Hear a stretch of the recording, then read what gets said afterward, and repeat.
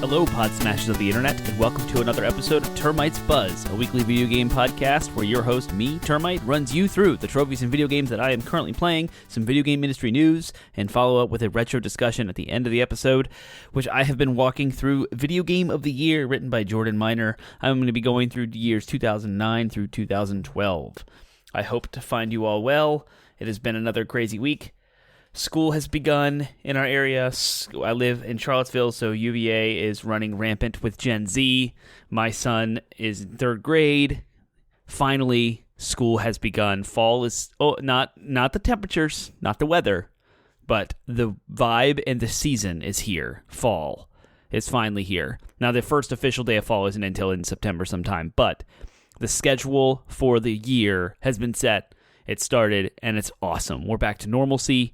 We're back to everyday rhythms, predictability, stability. Summer's done. Vacations are over. Trips are done. It is time to settle in. I'm so excited. I am eager to get kicked off to not doing things. The summer is unpredictable and wild. We do take a lot of trips. There's a lot of birthdays and celebrations, and there's a lot of uncertainty when it comes to things like diet and workouts and those things, so I'm looking forward to dialing those things back in. I am still continuing to train for a marathon in November, so the training for that continues. The summer hasn't been too bad for it, but the summer has been very bad on my waistline, so I'm looking forward to stable dinners, stable meals, not having to eat out so much with traveling, and not having to worry about like special celebrations and cheat days and such. So I will be able to finally reach my normal lifestyle. I am contemplating doing a dry September. I think I'm going to do it. It starts in a couple of days because there's not a whole lot going on in September. I feel like it'd be an easy month to just cut back on drinking and really focus on good sleep, good recovery, and hone in on some good running. It's going to be wild. I'm excited about it. The Pokemon card craze is still continuing to take over our neighborhood and my child and myself. I am still acquiring cards to build my own deck because I've never really done that before, but by build my own deck, I mean like I look online at other people's decks and I see what they do and I kind of find one that I might like, and then I start with that, and then I'll tweak it from there. So I'm still acquiring cards. That has inspired me to move all of my old retro, like 25-year-old cards from a crappy 3-ring binder that is 25 years old into like the newer, nicer binders that have more longevity with them and preservation, waterproofing. They're like side loaders. You sleeve them and then you put them in the binder, so they're kind of double sleeved and protected. So some of my older, more valuable cards can be kept in a little bit better of a way. I'm sorry to them. Those 25-year-old cards were not stored in such a good way in the past, so whatever damage is done, but they will not be further damaged anymore, and I'm hoping to extract as much value out of them as possible whenever I decide I want to let go of them. It's kind of like an old nest egg of value, plus it's super nostalgic and super fun to go through all the old cards and sleeve every single one of them again. Well, I never sleeved them, I just put them in a binder, so I'm like sleeving them all and having a good time, and then I'm playing some theme decks and other cards that come in sets, box sets and such, with my son and neighborhood kids, and so he's loving that. I'm spending time with him. It's all a good time all the way around. It's good stuff. So, video game-wise, I have unexpectedly managed to finally get one of the harder trophies in Teenage Mutant Ninja Turtles Shredder's Revenge. It is a trophy where you have to defeat Super Shredder without getting hit once. There's like 4 trophies that you can lump all together by doing this one trick, and that is to join an online game right as they destroy Super Shredder and jump in. And it's like complete the campaign without using more than 1 quarter, complete the campaign on the hardest difficulty, defeat Super Shredder without getting hit once, and there's a 4th one. I think it's like finish the game on multiplayer or whatever. So like you can get all 4 of those at one time, but they don't always click at the same time. So you have to. I'm never ever ever going to put the time in to defeat Super Shredder without getting hit once. Like that's the fight's not that hard, but it's so easy to get hit, and it's so easy to mess up once, and he has a huge health bar, and so it just takes a while. I'm never doing that. I'm never going to put in the hours and hours and hours and hours it takes to memorize his exact patterns and know exactly where to stand to avoid getting hit, only to get hit one time at like the very end of the fight, have to start over again. Like that is a recipe and a formula for me throwing my controller to the TV. So I will only ever get this trophy by jumping into an online game right as they defeat Super Shredder. And it finally happened last night. I was doing some remote play on my phone while I was watching the NASCAR race, and yeah, side note, I'm a NASCAR fan. I don't know if I ever talked about that on the podcast. It's kind of weird.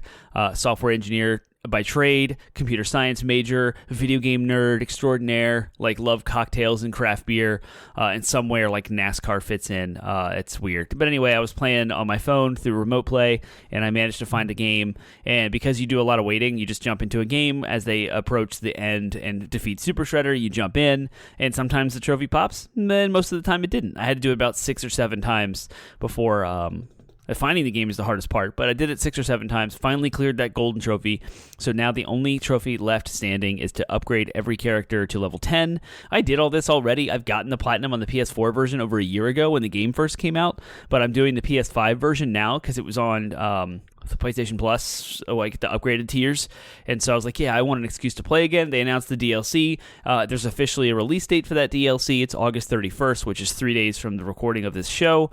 And so I'm eager to like get into the DLC, more trophies for it. In fact, I'm going to do a real quick PSN profiles check to see whenever there is new trophies, you'll see them sometimes early on PSN profiles because they update the back, or the website is updated from the back end of the PlayStation Network of the PSN. So whenever a game hits the PSN, getting ready to be released, the trophies show up and you can see them. So if you ever seen the articles of like, oh, the trophies are revealed, that's why, because so they have gone live on the back end and people have picked them up. I don't see any Teenage Mutant Ninja Turtle Shredder's Revenge DLC trophies yet, but that doesn't mean it's not coming. So that, and I'm also looking for the Sea of Stars trophy list, which is also coming out that's actually coming out sooner before the DLC. That comes out on Tuesday, the 29th.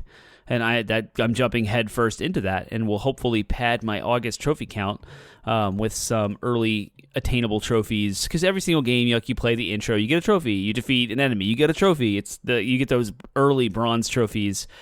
And right now, my August numbers look pretty rough. It's 8. I've gotten 8 trophies for the entire month of August. It's pretty rough. But we had our family vacation, I had a men's retreat, and I've been playing a lot of Pikmin 4, which pulled me away from PlayStation in general.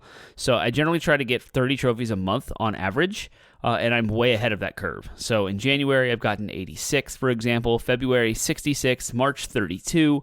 April, 122. May, 29. So that was 1 trophy short. June, 63. July, 42. And then 8 for August. So I'm hoping to get this platinum trophy knocked out maybe tonight or tomorrow to get the characters to level 10, because I'm getting pretty close. And then I'll have a platinum. That'll be platinum 96, which will be awesome. And then I will start Sea of Stars when it comes out on Tuesday. And that will hopefully get me some like easy to grab trophies. Now you might be wondering why I'm not talking about Star Wars Jedi Survivor, and it's because I just don't want to play it. Like, I fire it up, I do some things, it's fine, the game is fun, but I'm just not in it. And I'm just, I'm at the point now where I've done the story, I've gotten all the map upgrades so you can see where every single collectible is on the map, and I finished all the Jedi temples, which there's like 7 of them, and that gives you like perks or whatever. And so now it's just the grind. Now it's just go to every single location in the game and look at the map and hit every single point of interest and just go through and do all the things. All the rumors, all the special treasures, turn them all in for stuff. And then there's some combat trophies that I haven't really looked at or tried to get. And so I don't know. I'm going to get that platinum eventually. I'm just super not motivated right now, and I don't know when I will be. But I'm sitting at 40% completion for that game. So this is really low for having completed the story.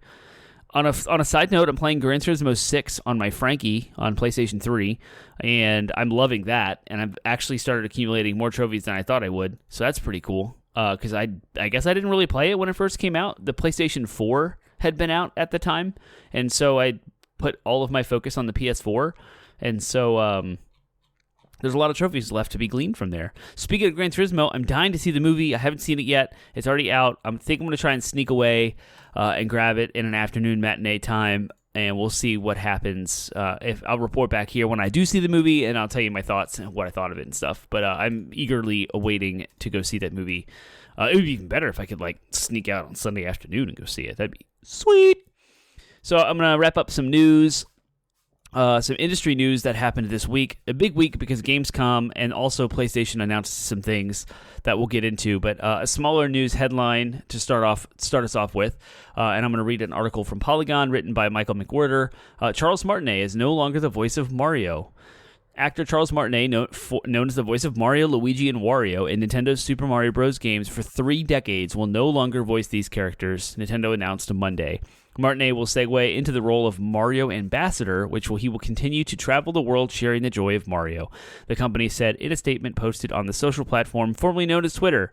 Hilarious that Polygon refuses to acknowledge that Twitter is called X now. That's hilarious. It's great.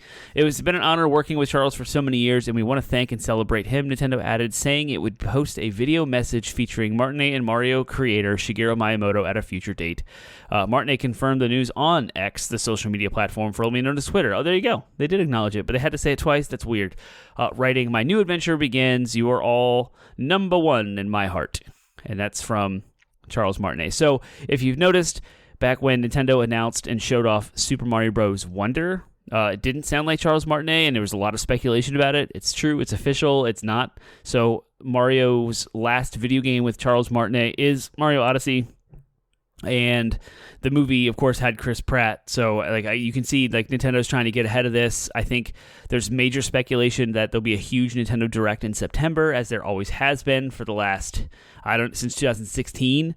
So that's 8 years in a row. There's always a big Nintendo Direct in September, where I'm imagining we're going to get a more deep dive into Super Mario Bros. Wonder. We're past Legend of Zelda Tears of the Kingdom's release window. We're past the summertime now. It's time to focus in on what's coming between now and the holidays. Pikmin 4 is out in the wild. All received well. All great. Nintendo's making money. So I imagine they wanted to get this message out ahead of time.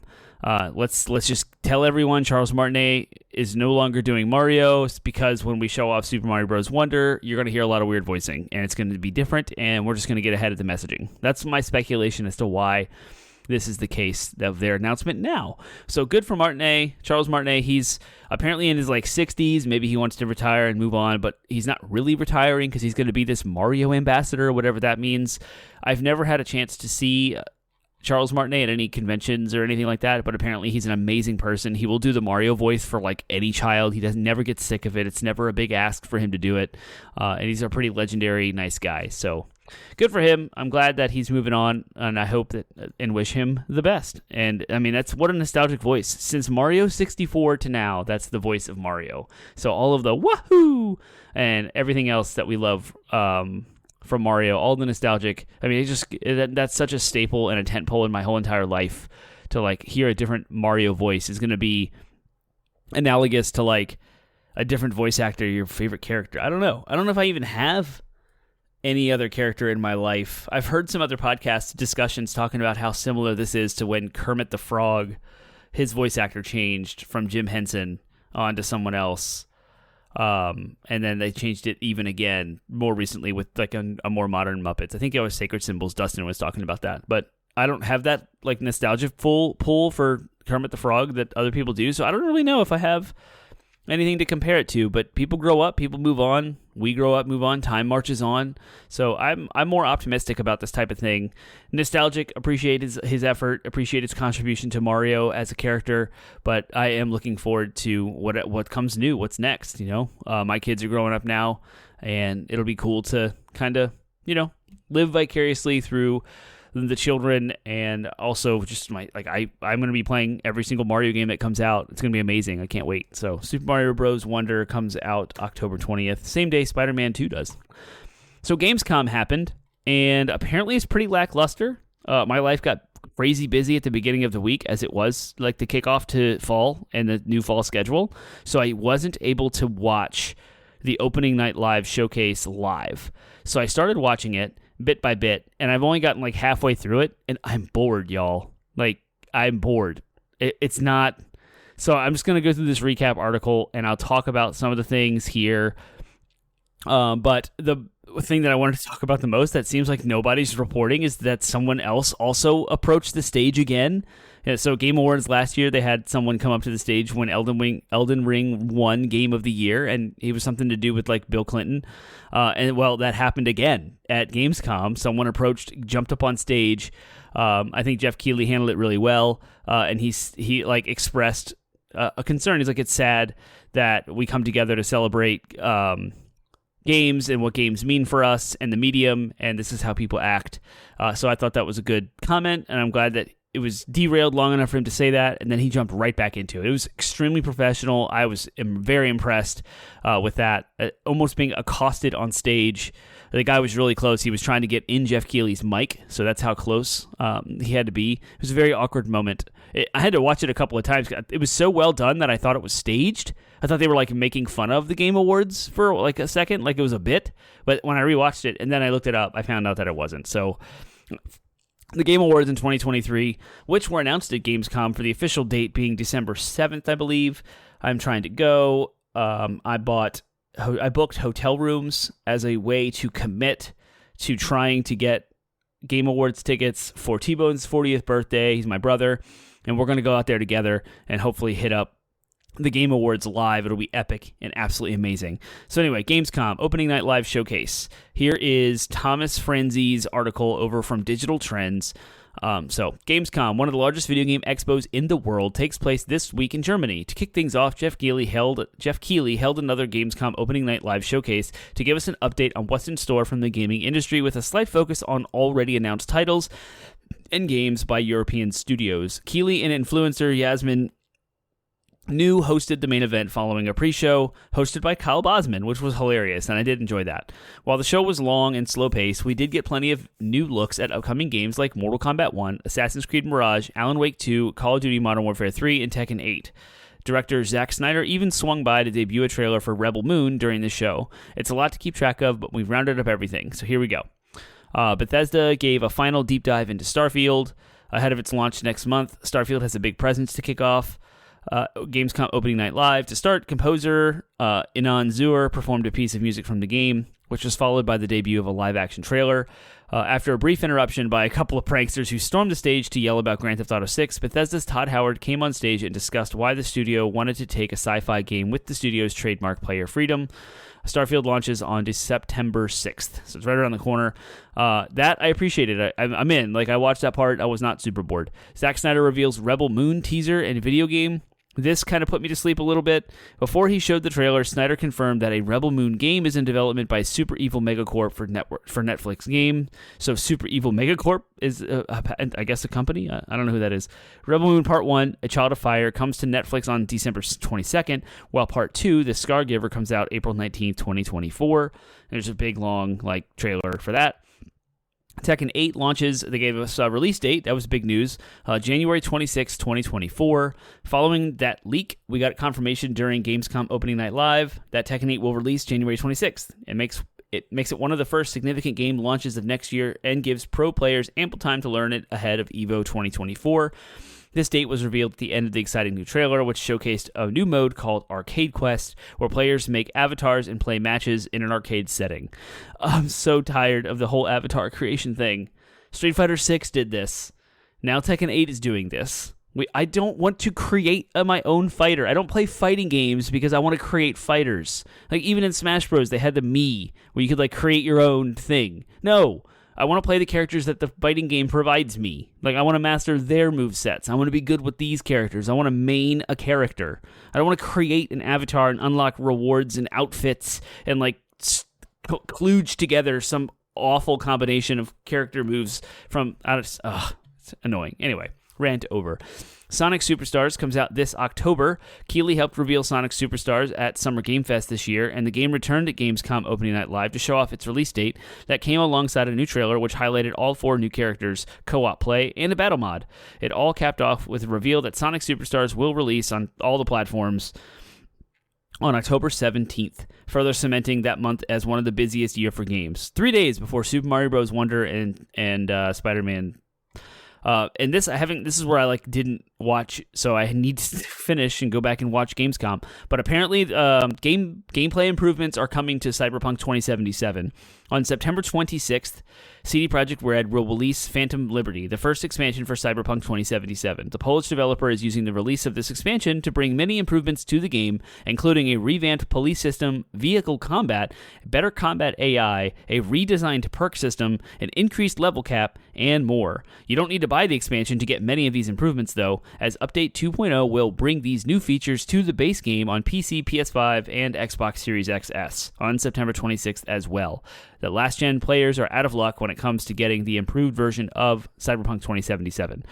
This is a great excuse for me to jump back in. I was actually thinking about doing that for September because I wanted to play Phantom Liberty. It seems awesome, and I don't really have any big PlayStation titles up right now.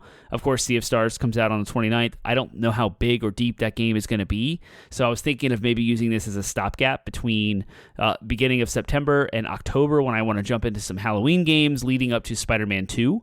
So I have Resident Evil 4 Remake. It's installed, it's patched, it's ready.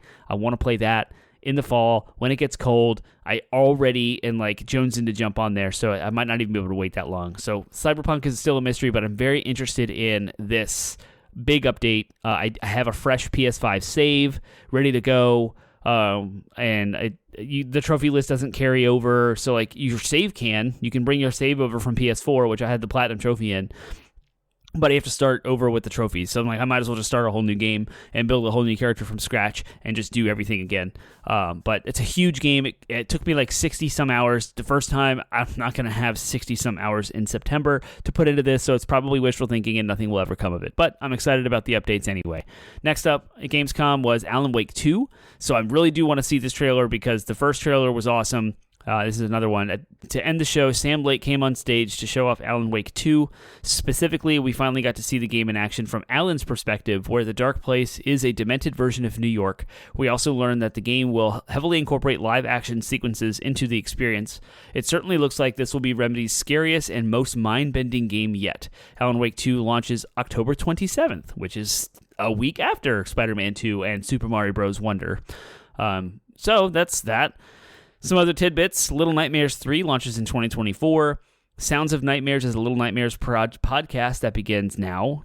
Black Myth, Wukong finally appeared after its viral reveal a couple of years ago with a new trailer. Killing Floor 3 was announced, and new trailer showing it. Age of Empires 4 was a shadow drop, available immediately upon seeing it for Xbox Series X and S. Crimson Desert got a fresh gameplay trailer. Ice-T showed off a special Payday 3 heist he is a part of. Assassin's Creed Mirage got a new trailer showing off its Baghdad setting. Call of Duty Modern Warfare 3 got an extended gameplay focused on its open-ended story missions. Nightingale hits early access on Steam and Epic Game Store on February 22nd, 2024. Grand Blue Fantasy Relink is now launching on February 1st. Immortals of Avium out today, got a quick launch trailer. Zenless Zone Zero got a new trailer. Honkai Star Rail will hold a PS5 tech test. A new trailer showing off Genshin Impact content. Lords of the Fallen got a new story-focused trailer. Sonic Frontiers free Final Horizon update launches on February 28th. The First Descendant got a cinematic trailer ahead of its next beta. Quantic Dream published indie Under the Waves received a launch trailer.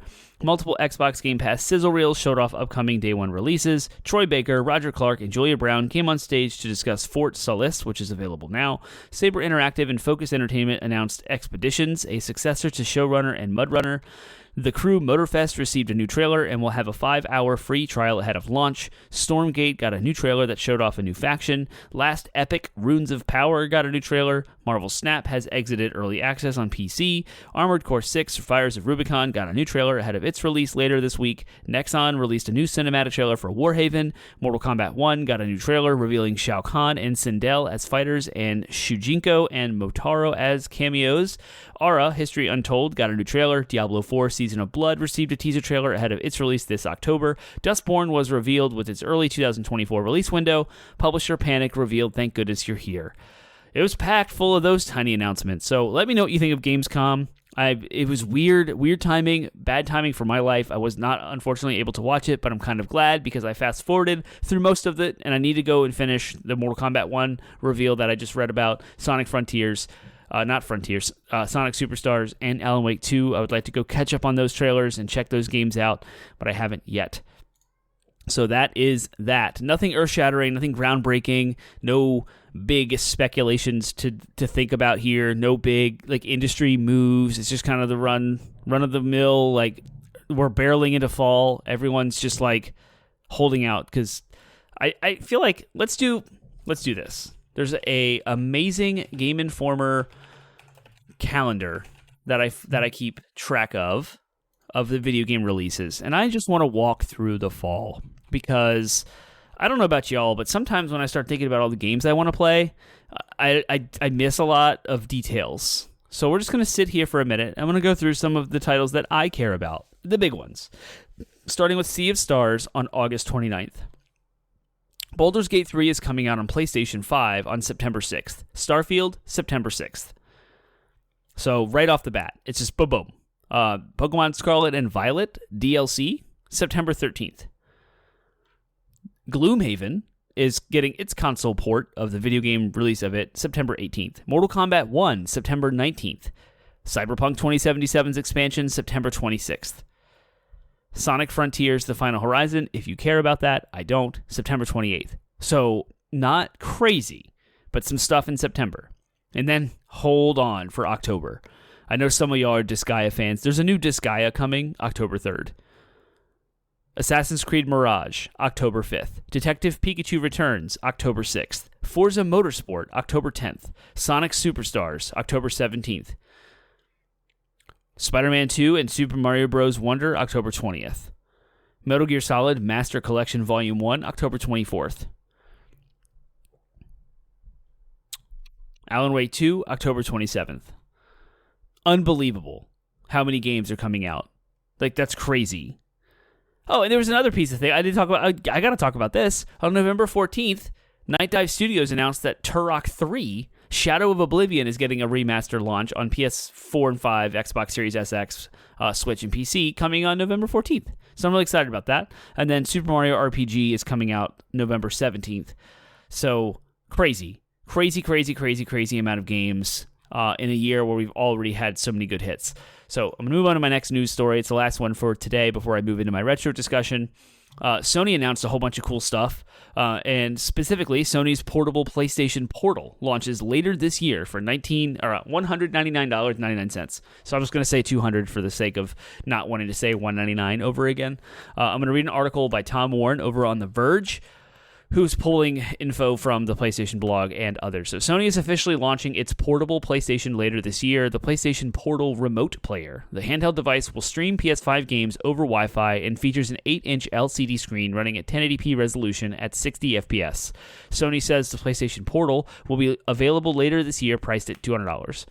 PlayStation Portal will connect remotely to your PS5 over Wi-Fi, so you'll be able to swiftly jump from playing on your PS5 to your PlayStation Portal. It says Hideaki Nishino, Senior Vice President of Platform Experience at Sony Interactive Entertainment. PlayStation Portal can play supported games that are installed on your PS5 console and use the DualSense controller. The PlayStation Portal features prominent controllers on each side that look very much like Sony's PS5 DualSense controllers. They support adaptive triggers and haptic feedback, so PS5 games will feel similar to using a dedicated DualSense controller. The PlayStation Portal will also be capable of playing media, as the home screen has a dedicated section for it as it's mirroring your PS5. You won't be able to run anything locally, though, so if you don't have Wi-Fi, then you're out of luck. Strangely, the $19.99 or the $200 handheld won't work with Sony's upcoming cloud streaming for PS5 games. Games that must be streamed on PS5 using a PlayStation Plus premium membership are not compatible, says Sony. So the PlayStation Portal is really a way to stream PS5 games you already have installed on your own PS5 onto a handheld for remote play. You'll need an internet connection capable of at least 5 megabits per second, and Sony is recommending 15 megabits per second for the best experience. IGN got to test the PlayStation Portal early, and in a video hands-on tech editor Boo Moore says he couldn't notice any latency using the handheld. That will be a key part of the experience, as streaming games over Wi-Fi networks still isn't a perfect experience for many. The PlayStation Portal doesn't have Bluetooth, so you won't be able to connect to wireless headphones or Sony's Pulse 3D headset. Instead, it uses a PlayStation Link wireless technology, a new proprietary standard for PlayStation devices. PlayStation Link is designed to deliver low-latency lossless audio, and Sony is also launching a wireless headset and buds that support PlayStation Link. You'll be able to use this new headset or buds with PlayStation 5 through a USB adapter, but with rumors of a PS5 Slim on the way, it's easy to imagine PlayStation Link will be integrated into future PS5 models. The PlayStation Link standard will also be available for third-party manufacturers to use. Thankfully, the PlayStation Portal also has a 3.5mm headphone jack for wired audio. IGN reports that the PlayStation Portal's battery size hasn't been finalized yet, so we still don't know how long this handheld will run. CNET says Sony is targeting something similar to the DualSense battery life, so around 7 to 9 hours. The PlayStation Portal was previously known as Project Q and was announced in May, and it was rumored to have a release date in November. So there you have it. This is a device that looks like it has an 8-inch screen. So think of a DualSense controller, and instead of the touchpad in the middle, it's an 8-inch LCD screen, and that's what it looks like. It's almost exactly like that. It's a remote play device. Apparently, you have to have your home Wi-Fi.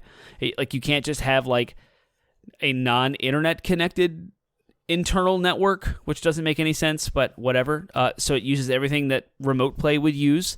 I'm a little confused at the PlayStation Link protocol for sound and for audio, because alongside the announcement of this PlayStation Portal was a new 3D headset. Now I got to bring that up, because there was a new 3D audio headset announced, and the earbuds.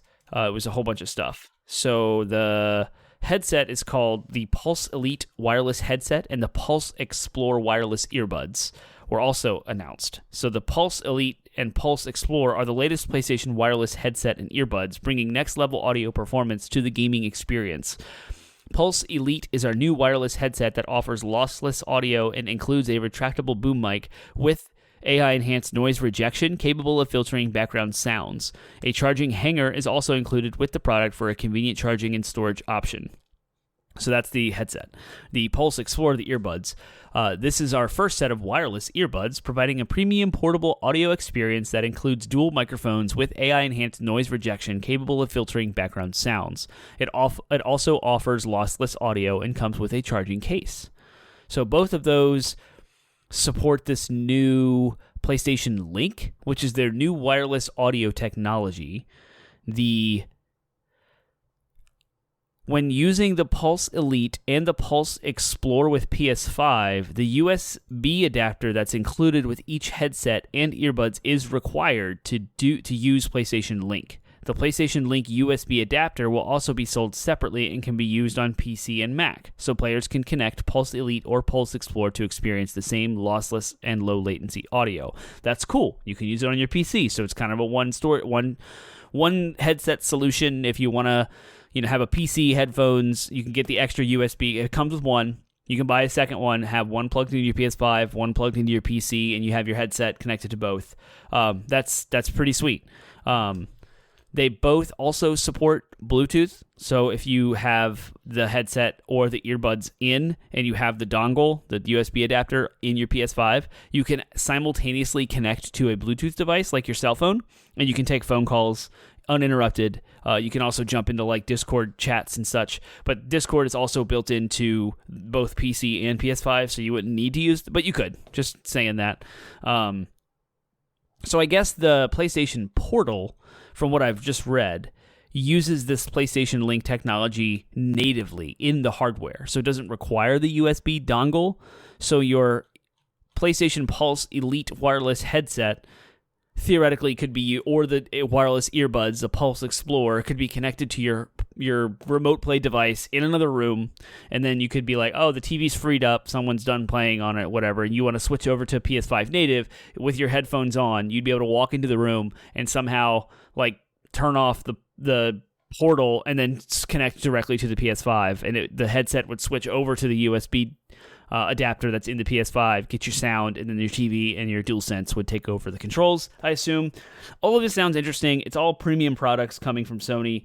They're really trying to up the ante when it comes to, like, these are all, like, enthusiast products. So $200 for a portable device that only does remote play, that's, you can get a Nintendo Switch Lite, which is a whole new console with a whole library of games if you want a same handheld experience that you can actually take with you everywhere.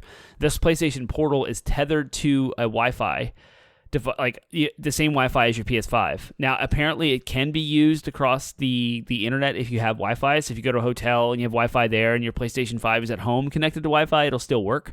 But I don't know who exactly this is for. I guess if you have like a situation at home where someone's occupying the TV a lot, or if you've got kids and you don't want them to see what you're playing, or they're occupying the TV with their shows and you want to play whatever, you throw in your noise-canceling earbuds. Bye, kids. I'm playing my PlayStation on the couch with this PlayStation Portal. But it's expensive. I mean, $200 for this is kind of a lot. And then the headphones are $150, and the wireless earbuds are $200 more. So if you wanted a kind of an all-encompassing portable solution here, you're looking to spend $350 to $400. If you have a PSVR 2, you spent $550 on it, and the PlayStation 5 is another $500. So I mean, that's like it's almost $2,000 worth of hardware. Well, I guess it's $1,500 of hardware. Like, it's a lot of money.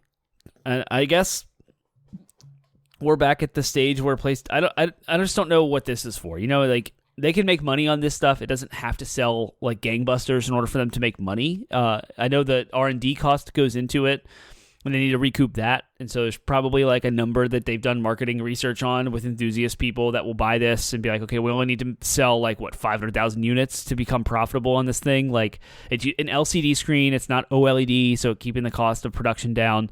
And I don't know. I would love this stuff. This all sounds great. Maybe if it comes out before Christmas, throw it on your Christmas list and see what happens, right? It's like stuff I would not buy for myself, but it'd be kind of cool to have. It's kind of neat. I don't know what you think about that. I'd like to hear from y'all. PlayStation's coming out with a whole new set of hardware. That's kind of interesting. All right. Now we're going to go into the retro segment of my podcast where we discuss retro games. And generally it's inspired by, I have a massive video game collection. Over 1,000 video games are in it, across everything from Nintendo forward, so nothing older than Nintendo. And generally, I like to just like talk about a game I feel inspired to play, or some experience that I've had on like maybe the Nintendo Switch Online experience, or some way of maybe a book I've read about retro or old video games and such. So I've been going through this summer about 4 or 5 years at a time each week, and I've skipped a couple of weeks because of other content I was putting out. So the book is called Video Game of the Year. It's written by Jordan Miner, and it's not tied to Jeff Keighley's Game Awards at all. It's not tied to any video game award show whatsoever. Jordan Miner is an entertainment and technology journalist. He's a senior editor at Geek.com. He is currently an editor on the apps and gaming team at PC Mag. He was also written freelance articles for multiple prominent gaming outlets, including Kotaku, the AV Club, Paste Magazine, 148 Apps, and The Escapist. He lives in New York City. So big history with games, and the kind of the inspiration of this whole book, the whole vibe, is how relevant video games are as a cultural medium, storytelling medium. They're just as valid as like pop culture. So just as valid as music, movies, and music and movies and books have always been like showcased, prominently talked about on like mainstream news websites and mainstream life in general. And video games have always been this niche thing. Well, now video games are breaking out of that and becoming something more mainstream. And so this book is kind of like highlighting since 1977 to 2022 each year, some sort of cultural zeitgeist of a game or super impactful game. So it's not necessarily the highest reviewed or the highest critically received game. It's like something else. That's why I love this book. It's super fascinating. And I'm now going to start with 2009. And I started several episodes of this podcast ago on 1986. So 2009 is Game of the Year, Uncharted 2. Among Thieves, the Sony blockbuster of the year. The pinnacle of the Uncharted series, this globe-hopping adventure has you running across buildings, shooting your way out of danger, and finding ancient relics alongside your well-acted allies.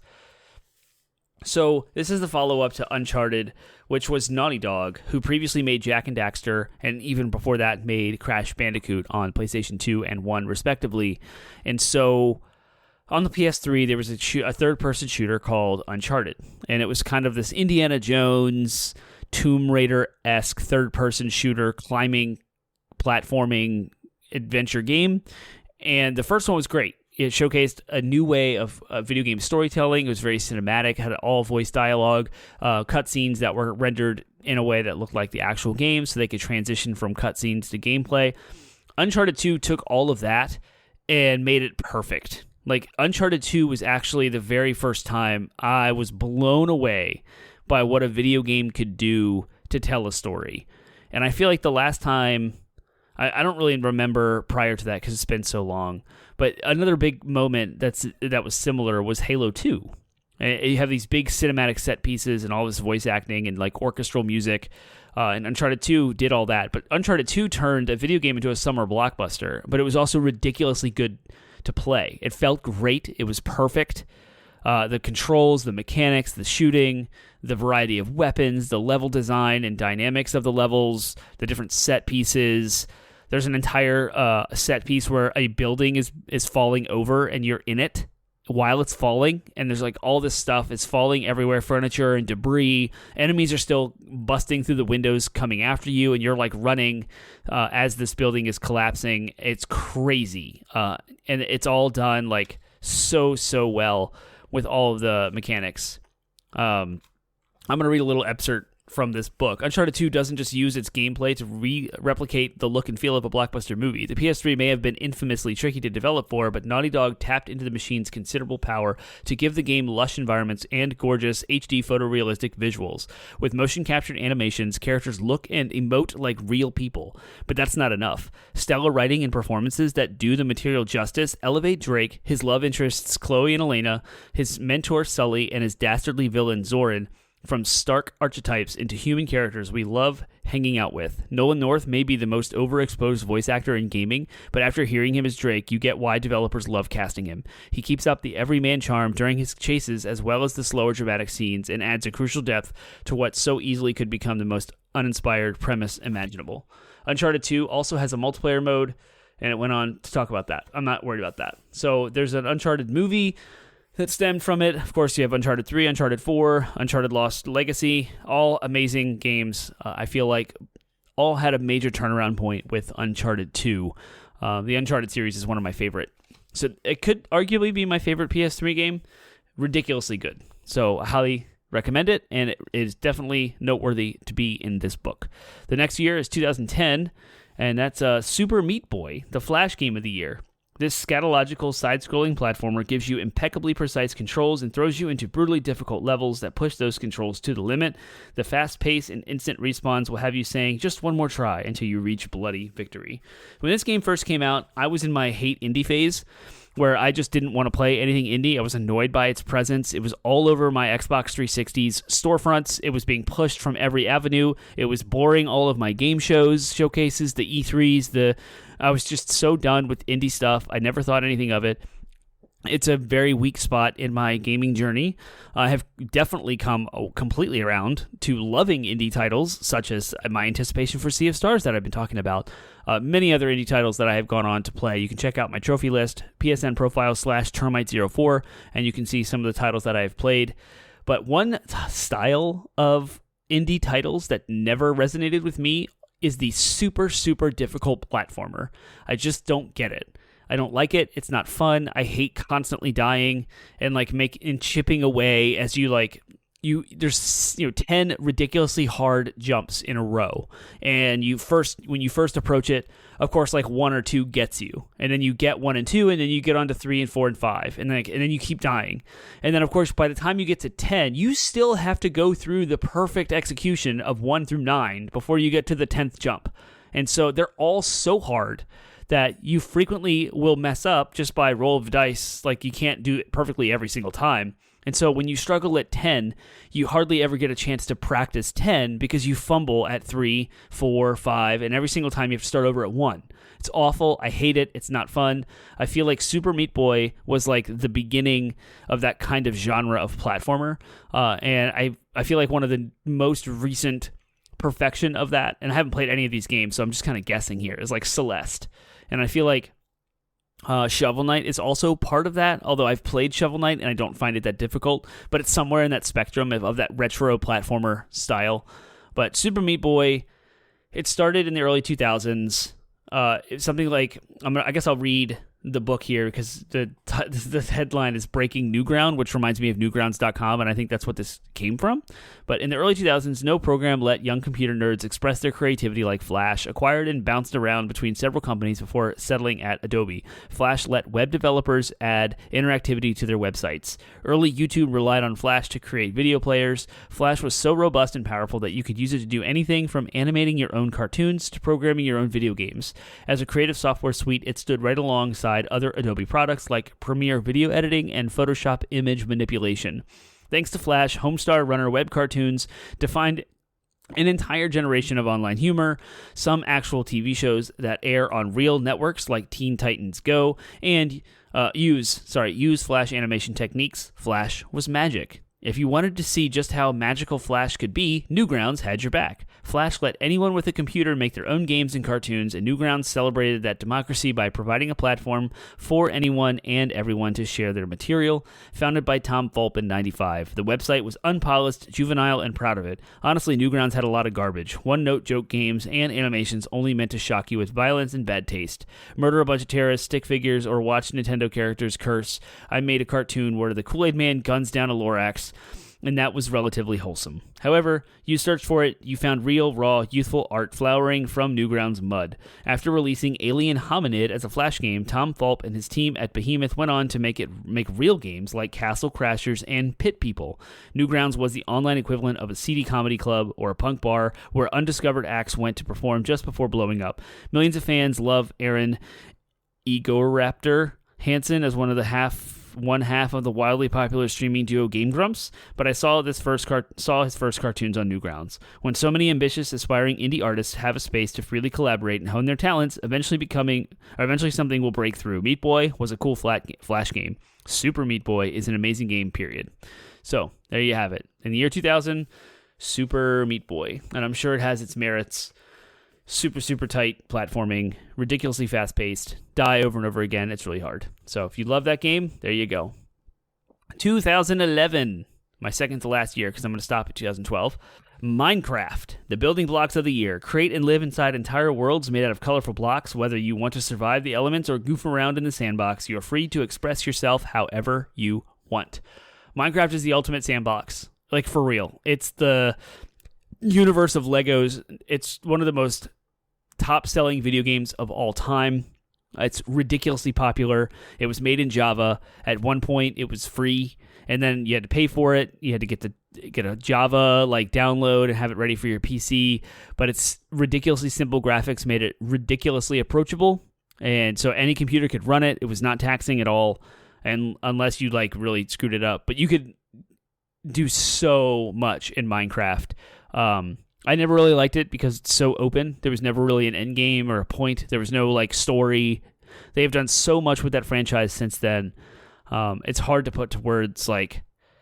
Children love Minecraft. My son has sunk hours into Minecraft, just building stuff, destroying stuff, setting up things like TNT and blowing things up, giggling about it, spawning all kinds of creatures around, manipulating the environment and the atmosphere and the engine with commands and flying superhero-esque through the clouds. They just go through. It's just a big open world, and you can literally build anything you want. There's ways to implement electricity, and people have built computers like they used to be back in the day when they would take up a room. I know someone built a calculator in Minecraft. People have replicated stuff like Super Star Destroyers to scale in Minecraft, as well as creating the 7 wonders of the world. So you can kind of set up your own server world, and you can have all your friends join it. You can work collaboratively to build stuff. There's this whole survival game in there where you start with nothing, and you have health. I think you have hunger and thirst. I'm not sure. But you start with nothing, and you have to, at nighttime, creatures will come after you, and they will attack you. And so you have to build shelter. You have to acquire weapons, and you all start with digging in the dirt. You start with a rock, and you use the rock to hit stuff. And eventually you can get an axe to chop down trees, to make wood, and you kind of barrel into the next material. And eventually you start digging into the ground. You get better. You can find diamonds, and you get a diamond sword. You can make armor for yourself. Hours and hours and hours and hours and hours. There's a whole underground. I don't even know what it's called. All of them. Steve is in Smash Bros. That's how he's one of the main characters. Is how foundational it is to gaming. So Minecraft, if you know what it is, if you played it, I did not like it, but there it is. 2012 is The Walking Dead, the zombie of the year. In this episodic adventure game adaptation of the famous zombie franchise, you take direct hand in crafting the survival story by choosing dialogue, making crucial plot decisions, and forming character relationships. When you buy a Nintendo game, you can generally assume what you're in for. A Harmonix game, you can probably take a safe bet. But a Telltale game, you know exactly what to expect. An episodic approach to story-driven adventure games you won't find anywhere else. In fact, you won't even find them at Telltale anymore. After years of growing success and rapid expansion, the studio met a violent and undignified end, not unlike a victim in a zombie movie. It's only fitting that the absolute best example of the Telltale formula remains Telltale's The Walking Dead. Telltale Games was founded in 2004 by former LucasArts developers, and the company's first games unapologetically carried that classic adventure game torch. Imaginative settings, rich stories, memorable characters, and puzzles so hilarious you could forgive how obtuse they were. With expensive modern games putting a premium on action like never before, Telltale games served as a modest counter-programming for folks who preferred great writing to great explosions. The types of licenses Telltale acquired for its games gave you a big clue that these were meant for somewhat quirkier audiences. Telltale made games based on indie comics, Bone, underground web cartoons, Homestar Runner, landmark stop-motion shorts, Wallace and Gromit, and network procedurals, CSI, and revivals of old LucasArts properties, Sam & Max, Monkey Island. While adventure games have devoted fan bases, they tend to be quite small. If Telltale was going to devote itself to pretty much one genre, it needed to rethink what that genre could be and hopefully expand its appeal. Adventure games value story like no other games, so early Telltale games experimented with bringing concepts from other storytelling mediums into the adventure game formula. Like a season of television, Telltale broke up its games into episodes, bite-sized chunks you could play in a few hours. Dramatic cliffhangers left you on the edge of your seat waiting for next episode. And while a typical Telltale season lasted only 5 episodes, each episode released about 2 months after the previous one. This presentation got players to engage with the story first and foremost, to gather around the water cooler and between episodes to react and discuss theories. So yeah, I don't know if you've played any of Telltale's games. I know I've dabbled in some of them. Specifically, Tales of the Borderlands was awesome, but this is kind of a choose-your-own-adventure. It's neat to go through and like replay and see how all the different characters' relationships intertwine as you make different decisions. It's kind of neat. The games are good, and it sucks that Telltale Games went down the way that it did. But I guess Walking Dead, that IP, Zombies TV show, was a really, really good success at Telltale. I don't know anything about that. I started to watch the TV series and got bored pretty quick and overexposed to zombies at the time. So this one never really clicked. But yeah, if you've played any of Telltale's games, I guess The Walking Dead was a good one. They have an original IP called The Wolf Among Us, I believe. Telltale Wolf. Yeah, Wolf Among Us. Look at that. I was mixing it up with that other Among Us game, right? That's sus. That's so sus. That's what the kids are saying. He's running around saying sus. It's so dumb. That's all I got for y'all today. It's been about an hour this week. I'm looking forward to playing Sea of Stars and talking about it on the show next week. I'm looking forward to finishing the Platinum for Teenage Mutant Ninja Turtles. And I am definitely looking forward to the first full week of fall school schedules being in play. And maybe I'll even have seen Gran Turismo, and I can report back on that in the weeks to follow. If you like what you heard, and thank you for staying with me this far, you can find more of my episodes over at 80BITPodsmash, 80bitpodsmash.com. That's our landing website with links to all of our social media outlets, Facebook, Instagram, Reddit, Twitter, as well as our Discord server, TikTok, our Twitch channel. Sometimes we do some live Twitch streaming, so stay tuned over there. Follow us along for whenever we decide to go live. And I would appreciate any sort of reviews, feedback, and interaction with our communities. It would be great. So thank you so much for listening. With that, I will see you next week.